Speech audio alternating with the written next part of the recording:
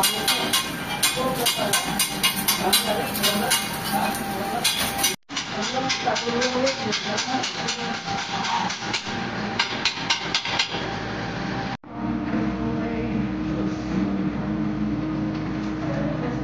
yung pagkuya. Tingnan nyo sir. Mga nasabi. Kailangan nyo sir. Papapagayin nyo muna yung dalawang bakal na to. Yung dalawang plate. Kailangan lumabas yung tubig na. Pag lumabas yung tubig na, ayun yung jet maglalagay tayo ng inlet.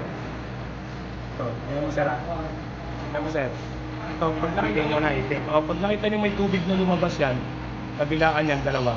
Kailangan magtubig yan. Kasi ayun yung jet na lalabas yung pilit, lalabas yung tubig na. Ayun yung jet na lalagay natin to. Nakita nyo may tubig na.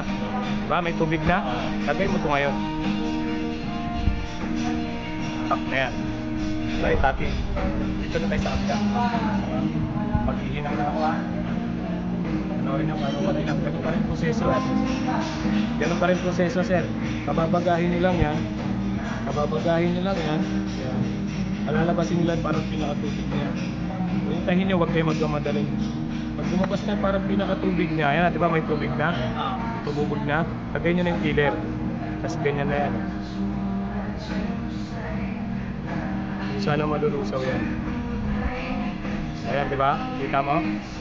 Oh. Tingnan nyo lang walang salamin ngayon yan.